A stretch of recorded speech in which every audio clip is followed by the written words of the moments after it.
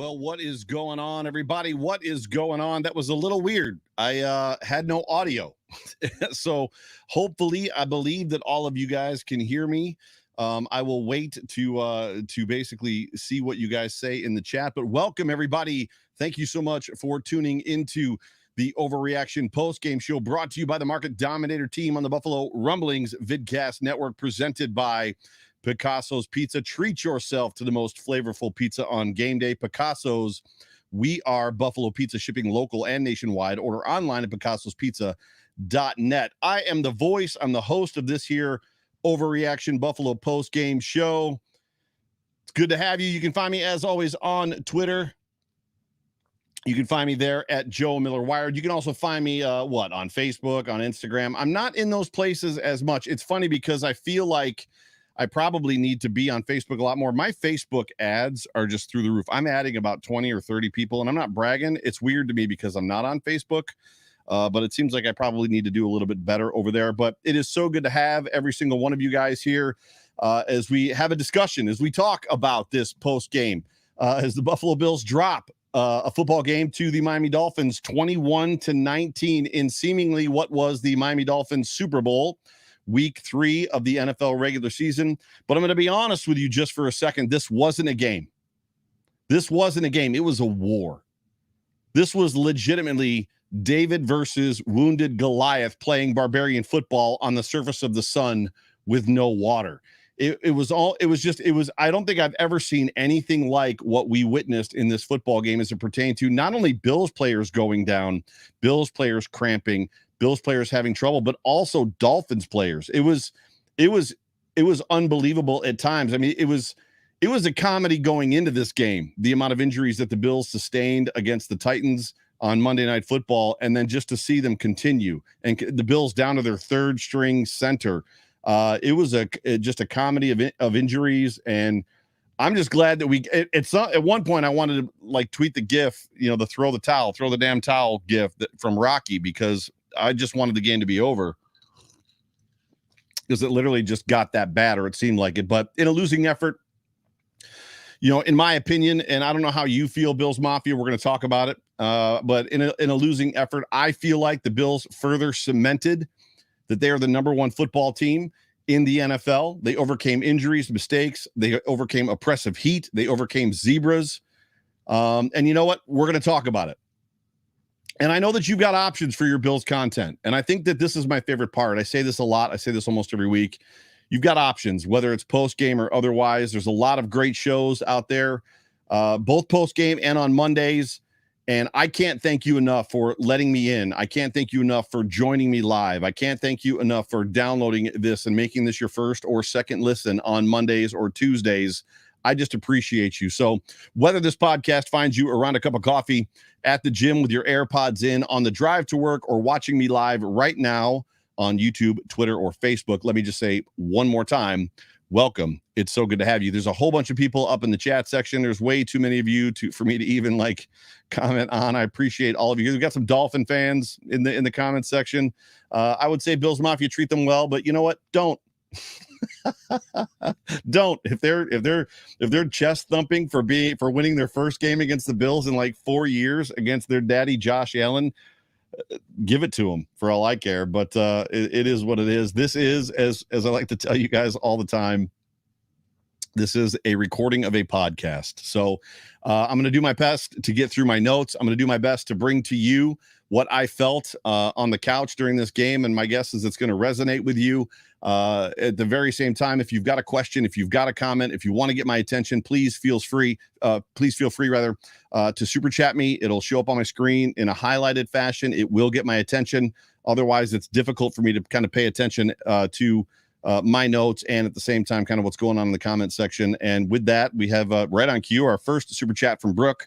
Brooke, thanks so much for being a part of the show. You know that I always appreciate you. Brooke says, hoping our guys have speedy recoveries, made it through the first half before getting angry. I then watched Lilo and Stitch to calm down. That's funny. Interest, total sidebar and randomness.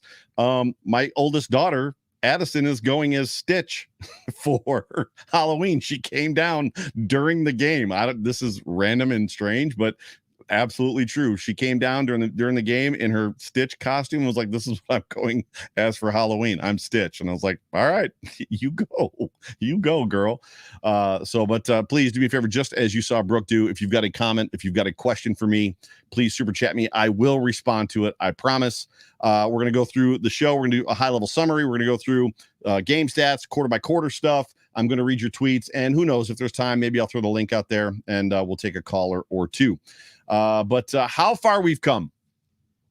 Oh yeah, by the way, I'm not drinking bourbon this evening. I actually felt it was time for a change, so I make one of the best margaritas on the planet. So I'm having a margarita. So cheers. Here's to a good show. Here's to a speedy recovery for all the Buffalo Bills players and Dolphins players that were roughed up in that football game today. But how far we've come, Bills Mafia, all of us, every one of us expected the Bills to pull this game out despite everything you saw. Granted, there was probably a naysayer out there. Right now, there's people on Twitter that are like calling McDermott names and talking about like negatively about how he's clapping his hands on the sidelines incessantly and he's a horrible head coach and blah. I don't know how anybody comes away from this football game crazy upset at Sean McDermott. Legitimately, I'm almost to the point of like wanting to tweet those guys, people, girls, guys, or if there's girls or guys, whatever, and ask them out for coffee and ask them what they expected. What did you expect from this football game when you are playing your third string center who's not your center? When you're missing all of those guys, when guys are literally, going into the locker room in pairs to get IVs. I don't know what more you expected when you're playing two rookie cornerbacks, your two backup safeties. Oh, and by the way, one of your rookie cornerbacks goes out with an injured hand. I don't know what you were expecting from a head coach.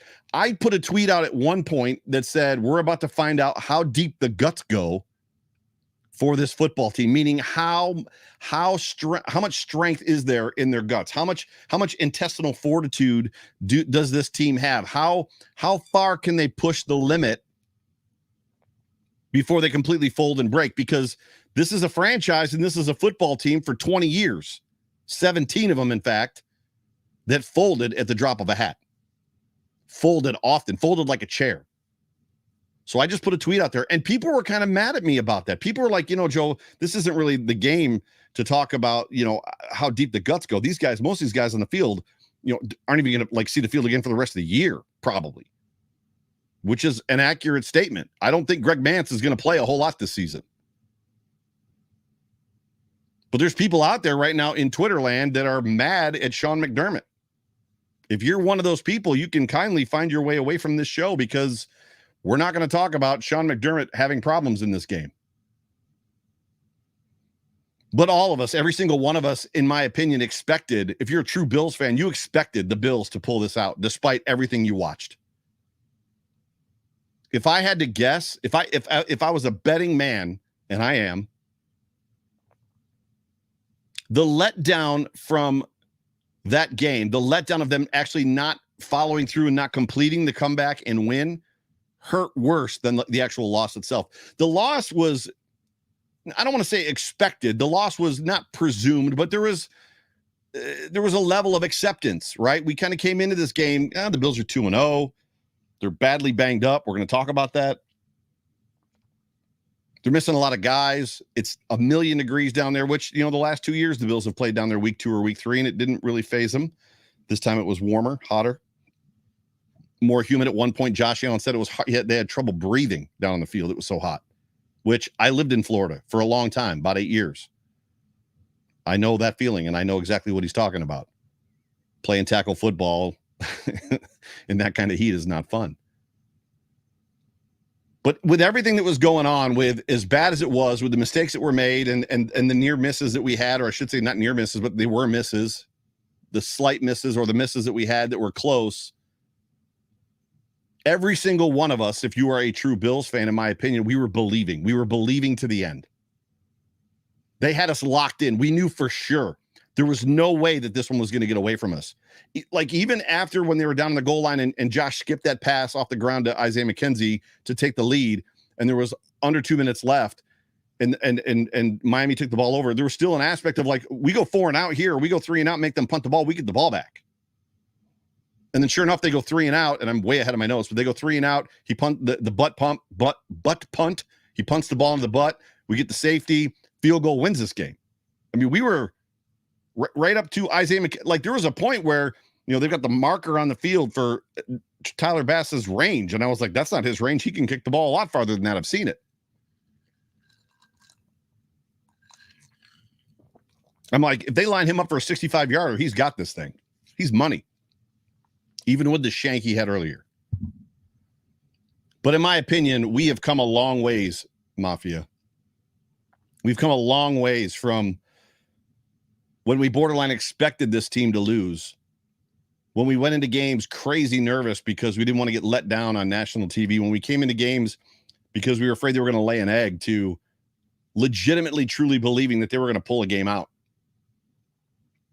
And I think what hurt me worse was what I said. I think it hurt me worse that they didn't complete the comeback, more so than that they lost a game that, let's be honest, at week 15 ain't going to matter at all.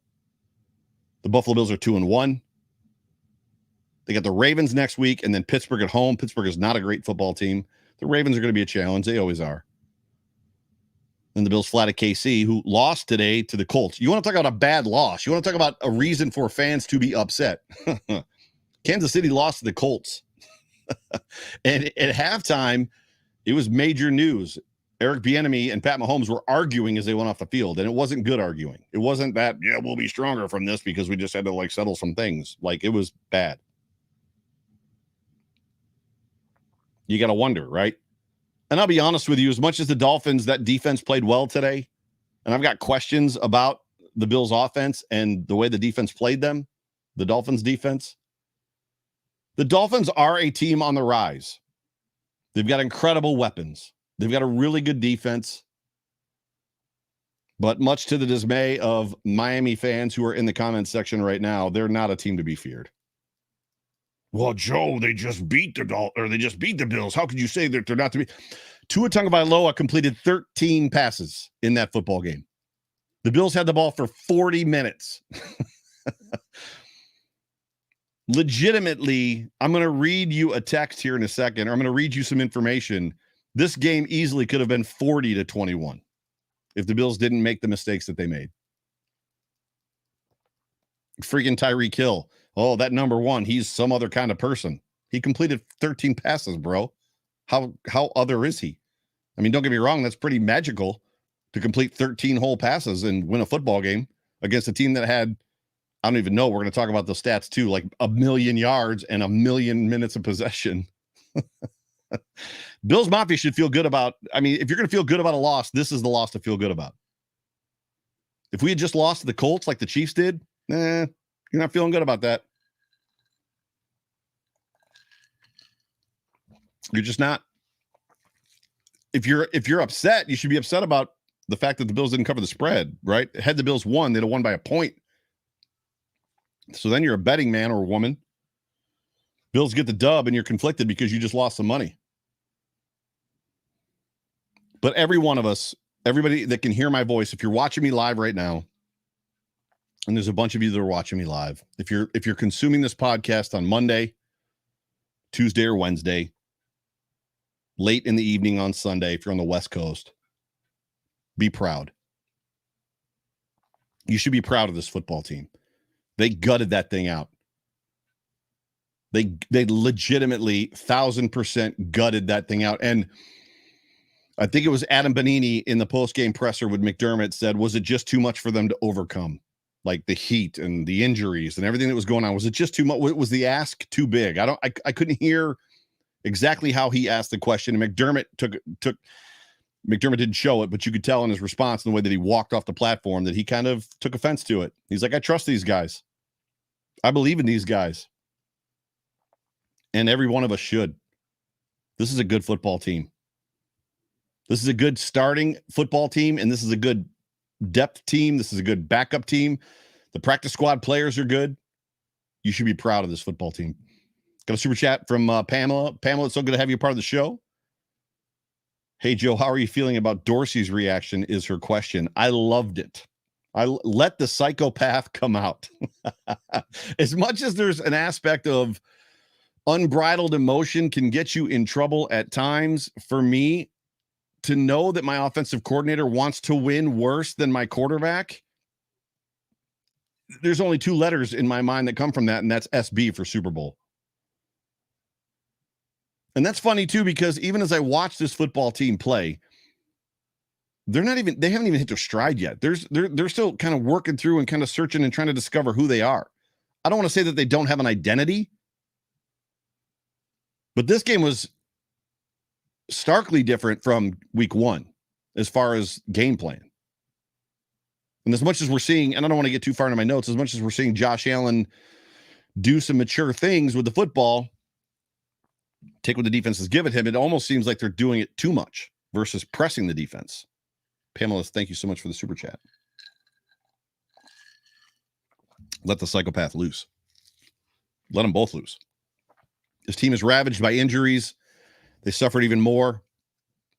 It seemed like, and I think I said this a minute ago, every single player on that team took a knee at some point. Every single player, it seemed like, took a knee at some point during that football game. They come into the game, Tre'Davious is out, Ed Oliver's out, Jordan Phillips is out, Dane Jackson's out, Micah Hyde is out, Jordan Poyer is out, 6 starters are out, Mitch Morse at the last minute. I'm not even sure that I can keep track of who went out during the game. Matt Rich Warren, who's the editor-in-chief for Buffalo Rumblings, actually put a tweet out. And he said, as it pertains to this game, no Hyde, no Poyer, no White, Tre'Davious, no Dane Jackson, no Phillips, Jordan Phillips, no Ed Oliver, limited Stephon Diggs, limited Isaiah McKenzie, limited Dawson Knox, limited Gabriel Davis, no Mitch Morse, no Brown, no Ryan Bates, no Van Roten, 100 degrees outside. The feels like was 120 with humidity. Bobbled snap before the half. Misfire from Allen to McKenzie late, which was the skip pass. Gabriel Davis drops a touchdown. Milano drops a pick six. And he doesn't even have on his tweet, he missed the shanked field goal by Tyler Bass. Completely missed it. Pamela with another super chat. Pamela, thank you so much. Where was Vaughn all day? I have a lot of questions. You know, that was so Sterling and I were texting back and forth after the game. And he asked me what I thought or how I felt and blah, blah, blah, blah, blah. And that was one of my things. The lack of defensive pressure, and I'm going to get into it here in my notes in a second. Again, thank you, Pamela, for the super chat. The lack of defensive pressure for me was noticeable and a problem. It was great to see Groot get a sack, but they need to be better. But getting back to the injuries, it got to the point literally coming into this game before the game even started that I was afraid to open Twitter. If you remember, the first big bomb was Micah Hyde out for the season yesterday, right? On Saturday. And then it was Jordan Poyer's not going to play. Mitch Morse is limited. Then he's out. It just got to the point where it was like, I'm not even going to open Twitter because every time I open Twitter, it's bad news.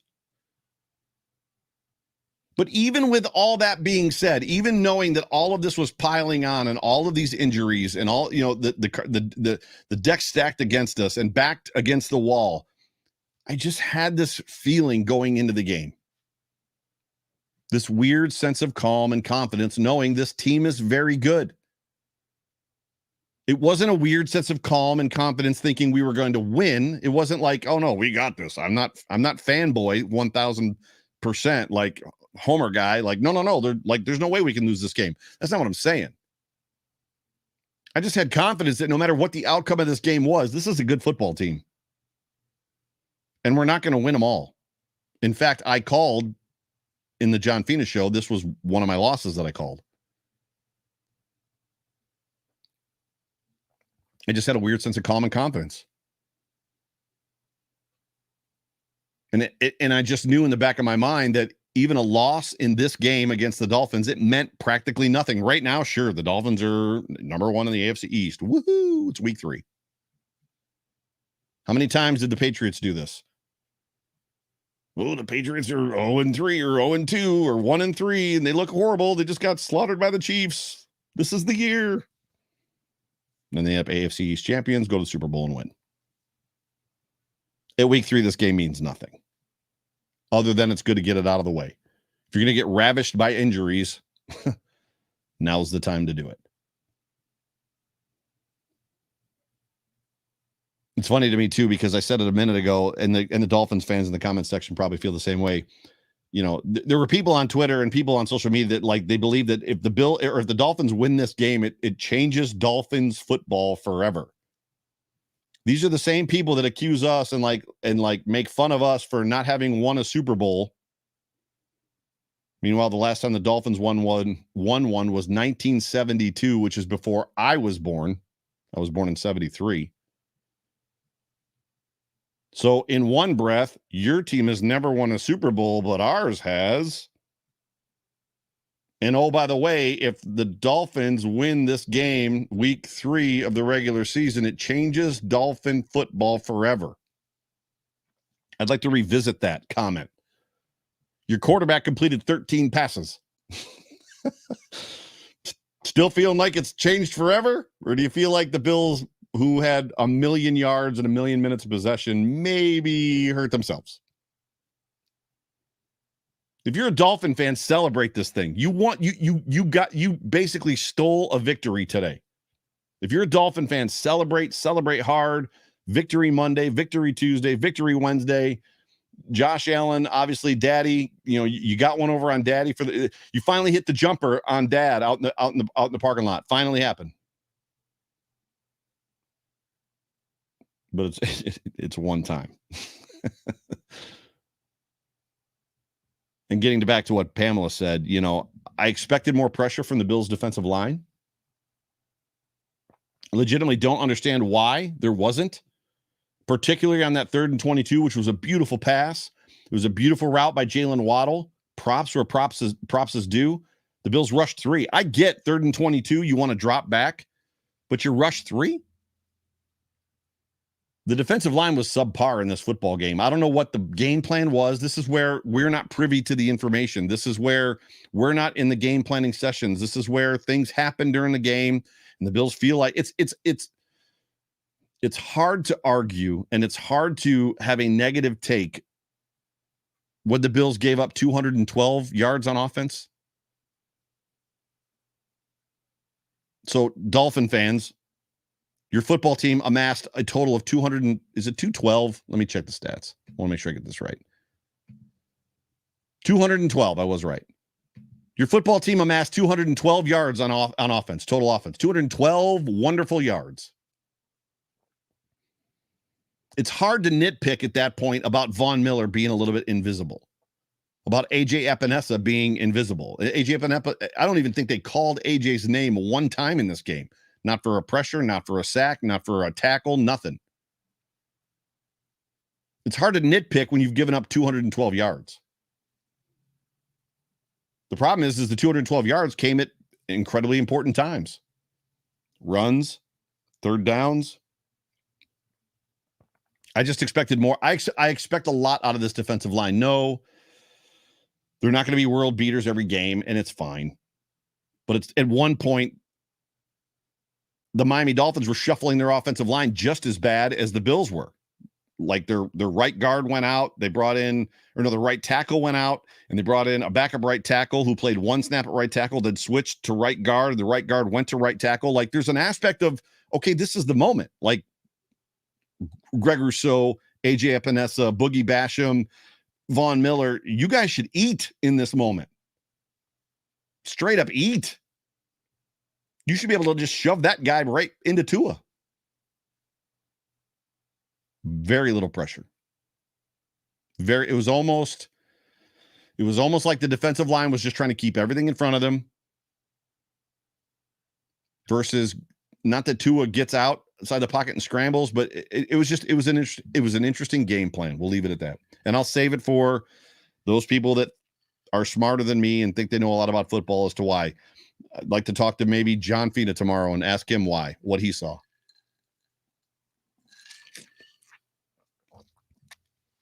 I just expected more from the defensive line.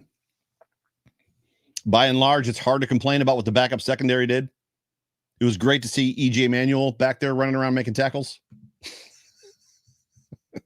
I tweeted that and like nobody bit. DeMar Hamlin wearing number 3 looked like E.J. Manuel out there on the defense running around making tackles. I was like, what is going on right now? But that backup secondary and the rookies did okay. They made a couple of mistakes. There was the questionable call, the personal foul on Jaquan Johnson, especially after the couple personal fouls that weren't called against or for Josh Allen, and then the one on Dawson Knox, which was a helmet to helmet hit. I don't care what anybody says. He may have led with his shoulder, and I believe he did, but his first contact was his helmet to Dawson Knox's face mask. That is a foul. That is a penalty. Changes the game. There were a lot of chances. We talked about him. The drop touchdown by Davis, the missed field goal. Milano dropped a pick 6. Get passed by Josh. And as the market dominator said to me, any one of those plays, John Spascheck texted me and he says, any one of those plays happened. Those ones that were just barely missed. And the Buffalo Bills are 3-0. And speaking of the market dominator, let's take just a moment and hear from our title sponsor for the Overreaction postgame show. This is John Spascheck. Folks, it's the market dominator here, coming to my Buffalo football family. I love you guys, and I love our clients. I am also the proud sponsor of the Overreaction podcast, hosted by my good friend, Joe Miller. You know, his approach is excellence, and that's the same as ours. Just as our team is out there competing in an excellent way, we want to use the most cutting-edge technology and artificial intelligence to help win and get every advantage we can to squash our competition for you, our clients. So please, if you're looking to buy or sell and you want to win, you call me directly. I will answer. 716-570-3298. Oh, go Bills. I'm going to be honest with you. It's very, very strange to be watching these videos on my screen and not be able to hear them. So I've got a technical issue someplace in my setup, and I cannot hear these videos. It's very weird, and it's very strange. But this is what I would tell you. If you're in the market to buy or sell a home, please give John and his team, the Market Dominator team, a call. You can reach them. This is John's cell phone number, 716-570-3298. The number again, 716-570-3298. Appreciate John. Appreciate his support of the show just as much as I appreciate all you guys. This is funny. So I got to pull a comment up. Rodney Perini, who probably has never been on a post-game show talking about the Dolphins in his life, but is doing laps around his neighborhood right now. Today, the Buffalo Bills realize they're beatable. No.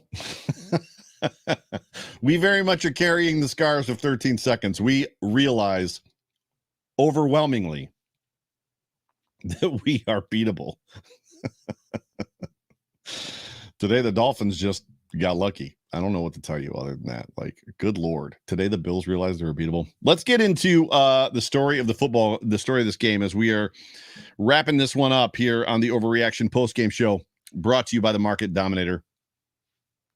The story of this game for me, it comes down to stats. And when you look at the stats of this football game, and I know I normally just do the stats later, but it was important. Josh Allen was 42 of 63, and I think it's like 66%. Josh Allen passed the ball. He had 35 attempts at halftime. He ended up attempting to throw the ball. He had 63 attempts, right? To Tua Tagovailoa, the next coming of Jesus in a football uniform's 18 pass attempts.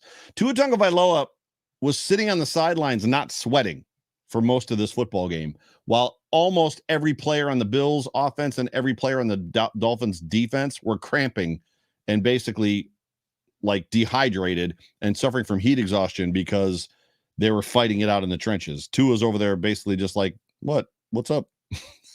Do you want me to go out there and throw another pass? I can throw one more. I've thrown 12. I can throw a 13th if that's what you need. Josh Allen, 42 of 63 for 400 yards, 2 touchdowns. Allen was 8 for 47 carries. I felt like this was a game as it drug on, especially in the third and late in the fourth. Allen should have ran more. I know that we as Bills fans don't want that. I know that it's one of the things that we're trying to protect him. And it comes back down to, hey, is this one of those games that we want to risk and put Allen at risk? I feel like that had Allen halfway through the third quarter into the fourth had started just dropping back and taking off, and he'd have just pummeled that defense. It got to the point in that game, the Zach Moss run play was the perfect example. There was just many plays where the Bills would snap the ball, and the offensive line and defensive line were almost kind of like in slow motion. It looked very training campish. It was almost like, hey, I'm like really tired. Could you just not right now? Could you just give me a minute? And so that Zach Moss run for 46 yards or 43 yards or whatever it was, he came around the tackle, and the lines were just like, I'd rather be any other place than here right now. It was really strange. And I just felt like that Josh Allen it was an opportunity for Josh to take over the game. I'm not faulting him for not doing it. That's not what I'm saying. The offense was clearly effective. I just felt like he could have really imposed his will on that defense had he wanted to, and he didn't. And I appreciate the fact that he's trying to protect himself. He ran when he needed to, again, 8 times. The runs he had were devastating to the Dolphins and their defense. Zach Moss had 4 for 46. I guess it wasn't a 46-yard run. It was probably it was like 38. Is that what it was? Devin Singletary, 9 for 13. Devin didn't have a great day. He had a great day catching the ball. And then Isaiah McKenzie had that one jet sweep for 6 yards. And then James Cook had 1 for 3. Got on the super chat from Peyton Plays. Peyton, thank you so much for being a part of the show. Peyton was at the game.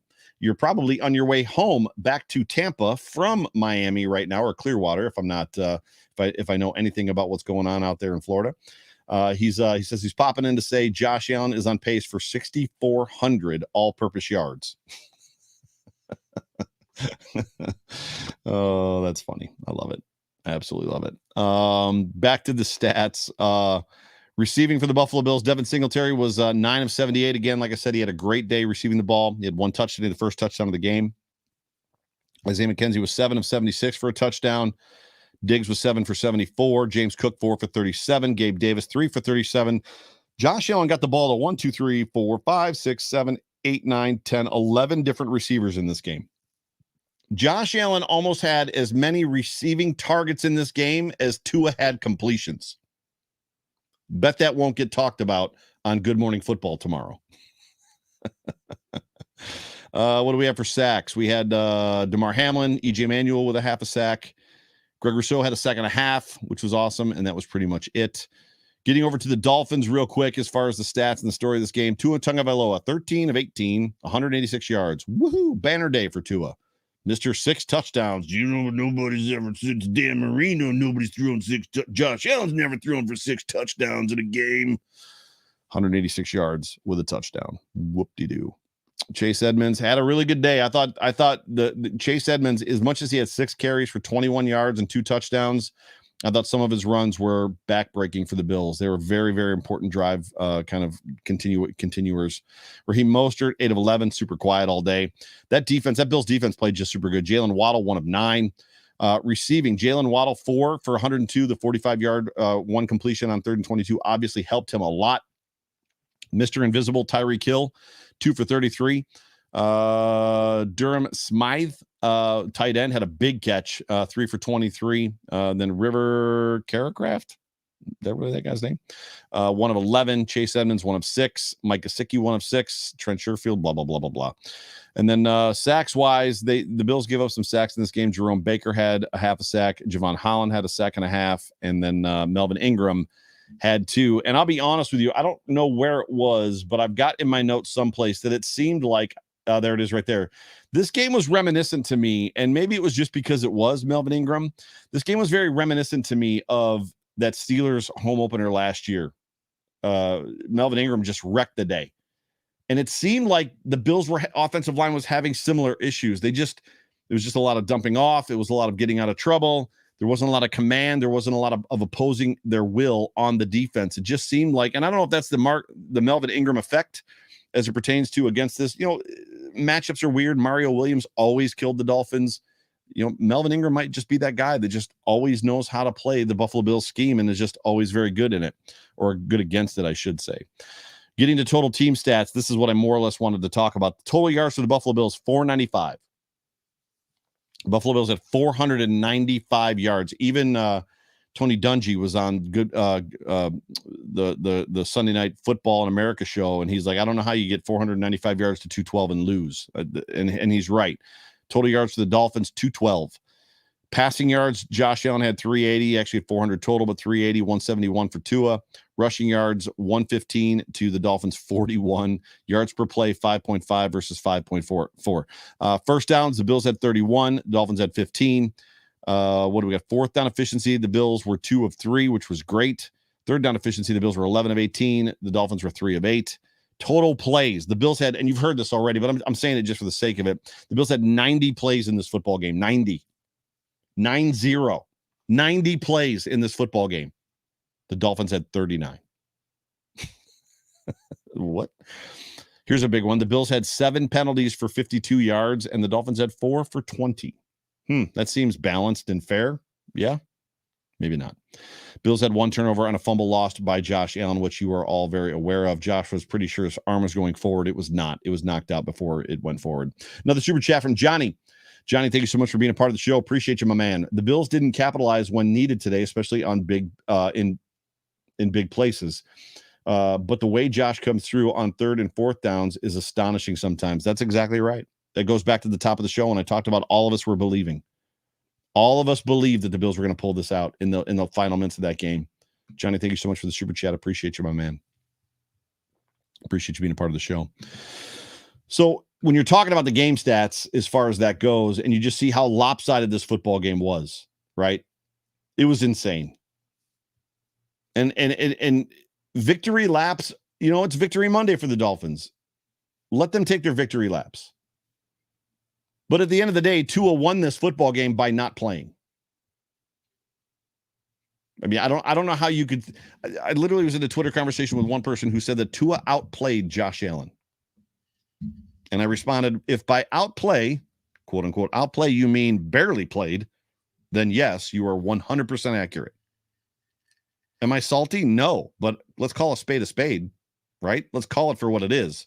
Tua didn't win this game. He had 1 crucial pass on 3rd and 22 on a bad defensive call where Waddle split the defender, split the cover 2 shell that they had, and made a great play. Outside of that, I don't know what we're talking about. Tua won this football game by not playing. And it seemed to me that when we're talking about this football game and we're talking about what happened, it seemed to me that the Dolphins defense dictated to the Bills. I went into this football game, as I'm sure a lot of you did, expecting a shootout, a race to 50. First team to 50 wins. That's lit. I would not have been surprised if one of these teams, I'm not saying the Bills, if the Bills or the Dolphins won this game 51-48. That's what I was expecting. And I can show you my bet receipts to prove it. I legitimately thought for sure both quarterbacks were going to have over 400 yards. I thought Hill would have 100, Stephon would have 100, Waddle would have 100, McKenzie or Davis would have 100. I was expecting a shootout. I was expecting a race to 50.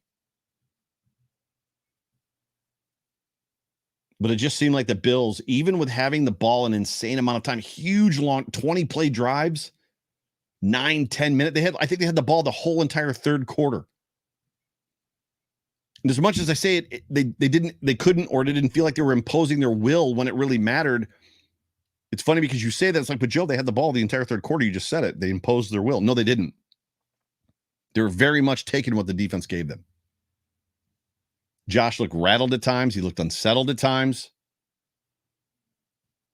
And a lot of that can come from not having your starting center and not having your backup center. And there's something to be said for Kyle Van Roten. Greg Van Roten, Kyle Van Roten, Van Roten. There's something to be said for, Josh Allen expects, it's been 3 years, 4 years with Mitch Morse. He's expecting the snap to come to him a certain way. And every time Van Roten snaps the ball in a shotgun formation, Josh has to reach for it. That throws you out of your rhythm. 100% throws you out of your rhythm. It just felt like the Bills offense could not impose their will when it mattered the most. There were no darts 18 yards downfield. Josh wasn't hitting guys 22 and 23 yards downfield like we were used to seeing him do. It was very much snap the ball, find the guy that's open short, snap, and then the dude would run. There was a lot of yak in this football game, which is great. It just felt like Josh was going underneath the whole time. He never really tested the defense. And I said, I think, when we were talking about the defense, blocking and the rush was an issue, but, it just felt like as much as the pressure was coming and it was in Josh's face the whole time in this game, I just felt like he needed to burn them intermediate to deep a couple times to get them to sit back a little bit, just to sit back a little bit. And I know that he stayed in on that one ball that went to McKenzie. It was a beautiful pass to his left and was 26 yards or something like that. There just needed to be more of those. He needed to beat them when it mattered on the rush to get them to lay back a little bit. Apparently Josh Allen had x-rays after this game, which, that's a little scary. Said he's okay. Had x-rays on his hand. And I'll be honest with you, the ball came out of his hand funny a couple times. Not sure when he got hurt, but in the end, the story of this game is, penalties, attrition, mistakes by the Bills, great play calls, and great execution by the Dolphins when it mattered, including the butt punt. I don't know how any Dolphin fan can be in any comment section or any mentions of a Bills fan and doing victory laps when they had a butt punt today. Are we really talking about this? You had a butt punt. Sorry, I can't help myself.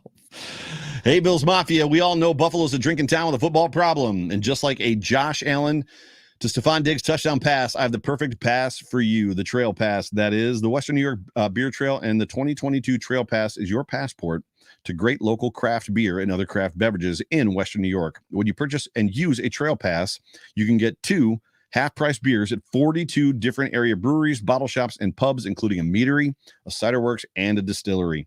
And you score over $350 of savings inside the pass, just like a Bills-Patriots playoff game. You score every time you use it. The 2022 Trail Pass is good now through the end of the year and is available along with other beer trail items at the website www.wnYbeertrail.com. The website again, www.wnYbeertrail.com. Click on the shop tab, enter the code, the voice 20. That's this code right here. The voice 20. And you're going to get an extra 20% off all of the savings that you already get. Also, if you are out and about, you can also get the beer trail pass at the Totally Buffalo store in Amherst and Orchard Park, the Buffalo Gift Emporium in Tonawanda, and the One-Eyed Cat Brewing in Williamsville. We at Western New York Beer Trail are proud to support everything local, including the show, craft beer, small business, and local charities. Western New York Beer Trail, drink local, support local. We'll see you on the trail. Super, super thankful for Tom and the Western New York Beer Trail. Do me a favor. If you love craft beers, if you love to get out and try different beers, this is 1000% the pass for you. This gives you an opportunity to get out and try a bunch of stuff. So it is good through the end of the year.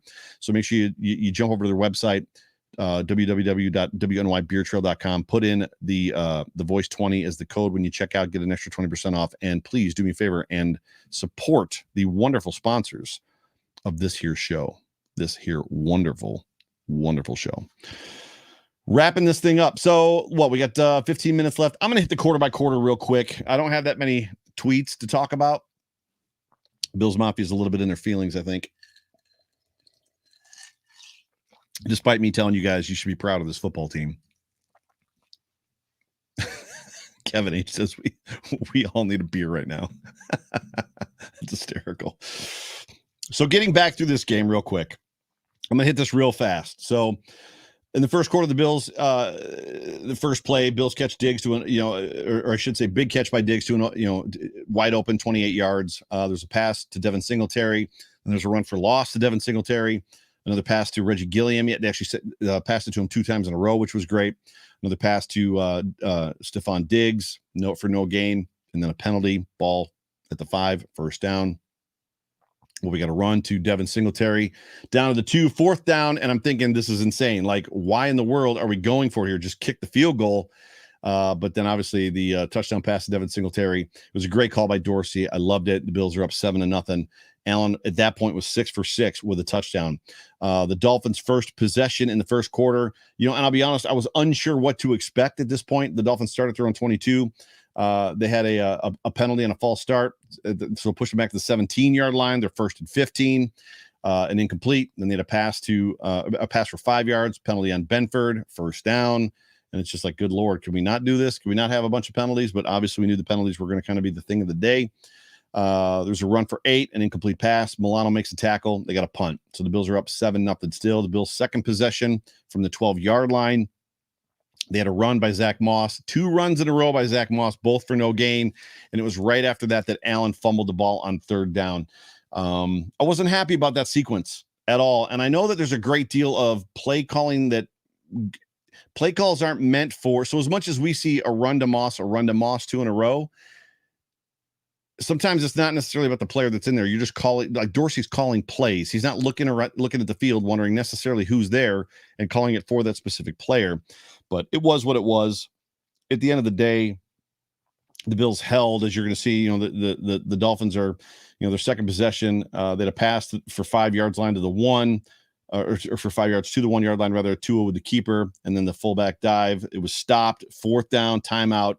And then Edmonds finally gets it in. It was interesting to see them go for it on fourth down. That's a very gutsy, ballsy move there. And you could almost tell that the Dolphins were very much feeling like, so the Bills go for it on fourth down all the time because they're aggressive and they're very much, pedal to the floor. I felt like the Dolphins went for it on fourth down there. Obviously they're on the 1 yard line, but because they knew they had to keep up, right? I think the Dolphins were expecting the same thing I was expecting. They were expecting a race to 50. How are we going to stop the Bills' offense? They did a very good job of it in this game. So they went for it on fourth down there, executed, tied it up 7-7. Bills' third possession from the 25. So there's only 3 possessions, or not 3. There's we got 1, 2, 3, 4 possessions in the actual first quarter. The Bills ran a jet sweep to Isaiah McKenzie. Then there was a pass to Dawson Knox for a first down, pass to Devin Singletary, pass to Jake Kumaro, who went out injured. Pass to Kumaro again. He actually didn't go out injured there. He just went out injured during the game. Sorry. A run to Devin Singletary, incomplete pass to Gabe Davis, and then another pass to Devin Singletary. Fourth down, end of the first quarter. Going into the second quarter, the Bills ball 4th and 2 is what I've got here. I've got first down on a Josh run. So this was one of those moments for me where Josh just seemed like, as he always does, when he wants to impose his will, he can. We see it all the time. And the funny thing is the Dolphins fans in the comment section will probably tell you they hate it when Josh Allen runs because it's hard to stop him. Melvin Ingram follows it up immediately with a big sack. There was a pass after that to the 6 yard line for 20 or to Isaiah McKenzie for 27 yards. That was the third down or second 19. The big, it was second 19. Sorry. There was a big pass to Isaiah McKenzie. That was one we were talking about earlier for 27 yards. And then it ends up being first and goal from the 9. Allen throws it away. There's a pass to Devin Singletary for no gain. Third down, touchdown to Isaiah McKenzie. It just looked easy at that point. Bills are up 14-7. The Dolphins' third possession from the 17. It was a nice drive. It basically completes in a touchdown pass by Tua. It's 14-14. It was a great throw. So Tua actually put some zip on the ball, and he hit his. I believe it was his tight end. I didn't mark who it was to, but he hit his tight end on a slant, on an inside slant, 14-14. And had it been, I saw a couple people on Twitter actually note, like basically saying I agree with them. Had Micah Hyde been covering him, it probably would have been picked off. The pass was a little bit late. The defender was a little bit late, but it was a good throw nonetheless. 14-14. Bills' fourth possession of the half from the 25. It was a pass to Gabe Davis for a gain of 8. Pass to Stephon Diggs for a first down. Pass to Devin Singletary. Pass to Isaiah McKenzie for a first down. Incomplete to James Cook. And James Cook, I get the feeling. Do you ever get the feeling when it comes to certain players that not that the game is too big for them, but that's kind of how I feel about James Cook right now. The game just seems a little too big for him. Like, I don't know that he's settled. I don't know that he's ready. I don't know that the game is slowed down for him yet. But my note here just says that James Cook needs to start making plays. And that's just what it is. Then there was an incomplete pass to Stephon Diggs. It's third down. Took a timeout due to confusion. That was where Josh Allen was basically signaling to Isaiah McKenzie, come on, you're supposed to be on this side. You're supposed to be on this side. Isaiah McKenzie's like, no, I'm supposed to be on this side. And Josh Allen had to call the timeout and then basically pulled him aside and was like, you're supposed to be over there. And McKenzie, you saw him go, oh, yeah, you're right. I'm supposed to be over there. Incomplete to Stephon Diggs. It's 4th and 10. The Buffalo Bills have to punt. Rare, I think it was the only punt in the game. Rare punt by the Bills. Dolphins' 4th possession from the 14, 4 minutes to go. They had a run for negative yards, another run, and a great scramble and pass to Jalen Waddle for a first down. Personal foul penalty plus 15. That I believe that was the play where Milano hits, which is going to be talked about all week. Milano shoves Tua, which in my opinion was not a personal foul. Was he there a little bit late? Sure, but it's football. Tua gets up wobbly, about falls over, goes into the locker room, and then comes back out on the second half, and they're like, oh, it was his back. Yeah. He was dazed and confused and dizzy and almost fell over because he hurt his back. Bridgewater comes into the football game, and it's a little bit of a joke at that point in time. Bills' 5th possession from the 30, minute 38 to play. And this one ends up, I'm not going to go through the plays. This one culminates in effectively Josh Allen going to clock the ball. And because of the missed snap between him and Van Roten, he mishandles the ball. And in that moment, just so everybody knows, that was the play where he took the snap, he was bent over, and then he came up and he chucked it to Stephon Diggs, and it almost got intercepted and almost returned for a pick six. But that was the moment, and Allen talked about it in the post-game presser, that he couldn't, once he bobbled the snap, he couldn't spike it. He couldn't clock it, because had he done that, then it would have been intentional grounding. So it's just clearly him and Van Roten not on the same page, which we've seen a lot of that in the last 2 games.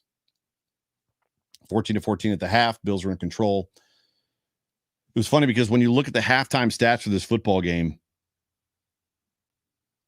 the Bills had 214 yards at halftime.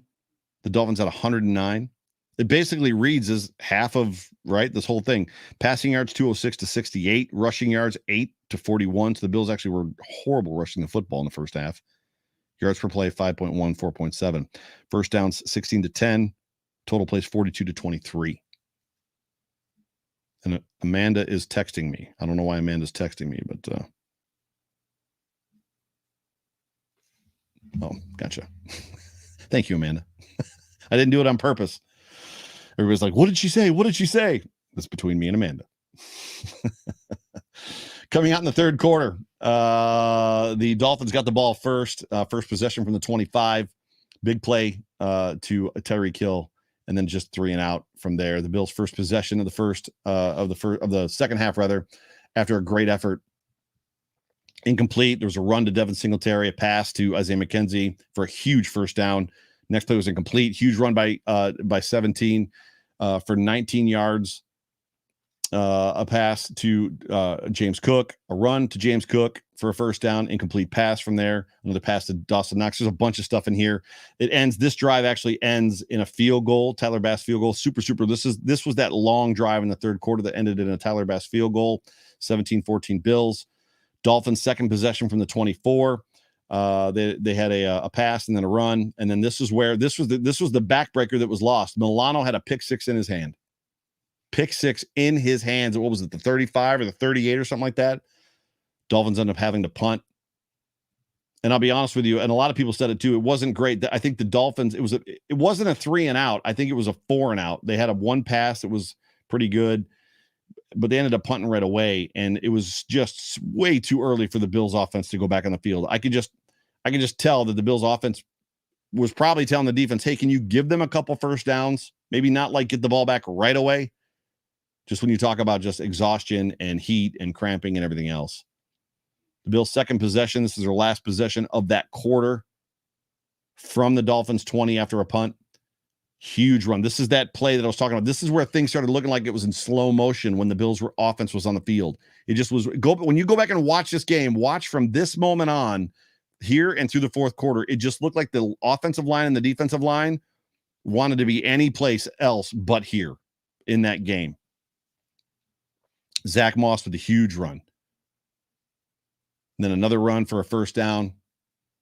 Another run to Zach Moss from there. Actually, it was Josh Allen had the run for the first down, and then another run by Zach Moss, end of the third quarter.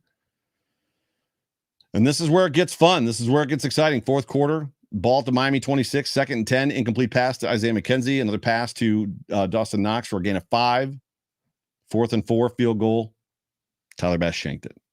I didn't feel good about that. Do you ever just get a feeling? I just had a feeling. Didn't feel good about that field goal attempt. Not that the Bills should have gone for it. I just felt like 38 yards. He's money from 38. I just didn't feel good about it. Dolphins get the ball back for their third possession at their own 28 after the missed field goal. And I just felt like the momentum was beginning to shift. It didn't actually shift. I just felt like if there was a time for the momentum to shift, this was it. They actually drive the field. They do a pretty good job. That's where the huge pass to Waddle was for, 45 yards on the 3rd and 22. 1st and goal. They had a run, an incomplete pass, a personal foul on Jaquan Johnson in the end zone, put the ball on the 1, touchdown to Edmonds. And literally in my notes, I feel like that's the game right there. And it was effectively the game right there. I just felt like the Bills offense was just struggling a little bit. Even though the defense was playing lights out, I just felt like the Bills were having trouble, as I said earlier, imposing their will on the Dolphins. And I'm not going to get into the rest of this. We know how the rest of this goes. I mean, it's heartbreaking to talk about, but the Bills' third possession from the 25, long drive again. The Bills are bleeding the clock. Things are going well. Josh Allen skips the ball off the grass to Isaiah McKenzie. The Dolphins get the ball at the 1 or the 2, end up having a punt. The butt punt happens. The Bills get the ball back, and all they got to do is basically get into field goal range. The Bills can't do it, and it is what it is. It was just an insane game. It was an insane game, and as I've said already 15 times, the Dolphins won because Tua didn't play. Tua didn't win this football game. The Dolphins' defense didn't win this football game. The Dolphins' offense didn't win this football game. Did they execute when they needed to? Yes. But for all intents and purposes, this wasn't a game where Tua outplays Josh Allen. Let's wrap the show up as we're getting a little bit long in the tooth. I sent a tweet out on the Overreaction Buffalo Postgame Show Twitter handle, which, by the way, I never advertise this Twitter handle. It's at Overreaction Buff, B-U-F. So if you are following me on Twitter, do me a favor, jump over to Overreaction Buff, at Overreaction BUF, and follow that Twitter handle. And that one I follow everybody back on. So if you follow me on that one, I will follow you back. But I basically put a tweet out that said, what period, game period, hashtag Bills Mafia. What a game. How does that game have you feeling? Tweet at me and let me know. Reading your tweets live at 8 p.m. tonight on the show, and that is right now.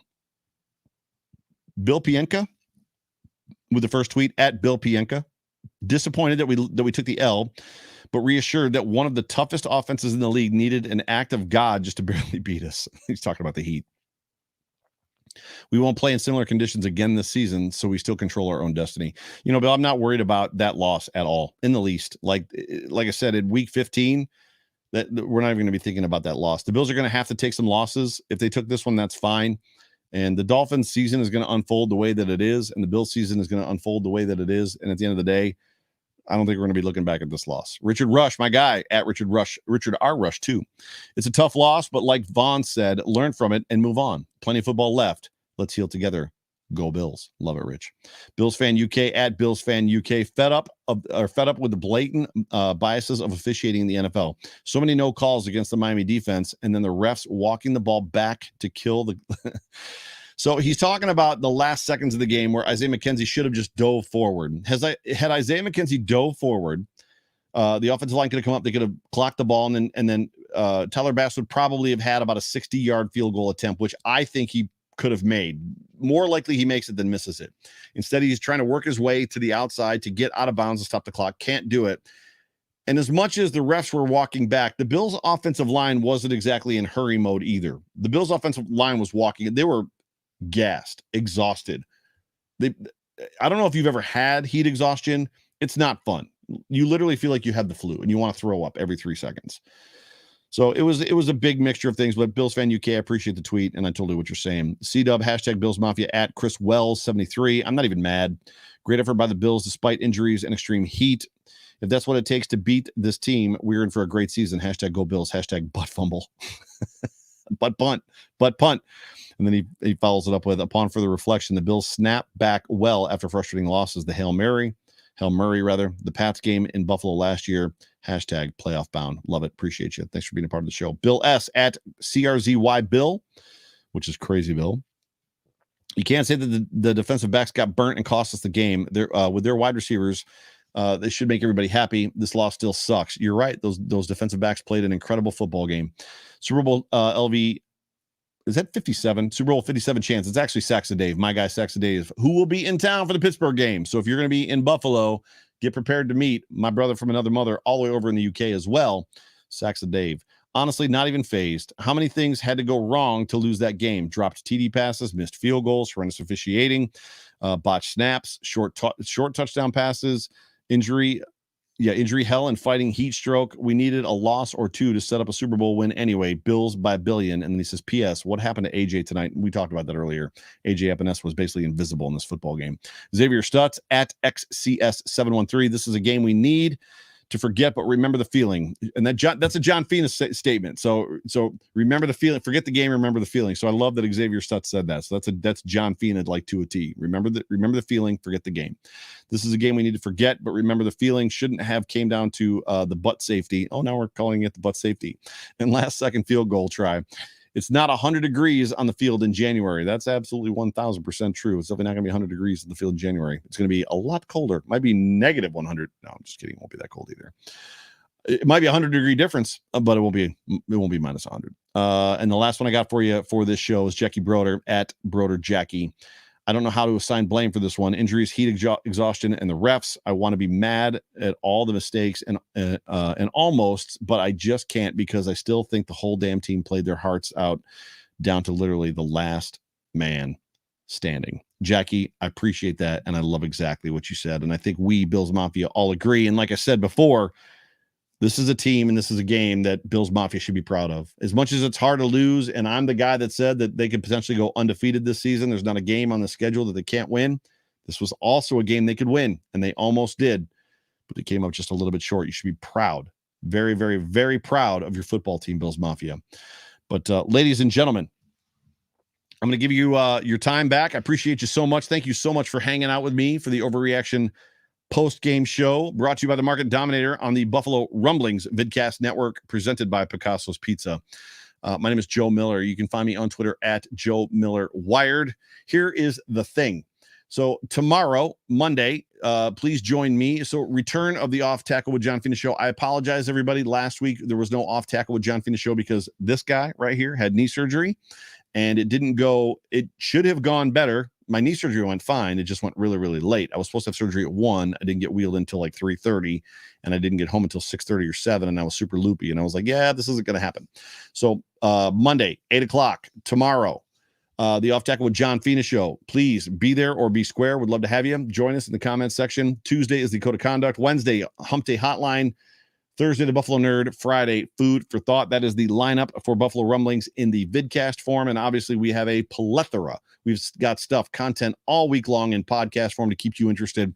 But ladies and gentlemen, I can't even begin to tell you how much I love all of you. I can't begin to tell you how much I appreciate all of you hanging out with me.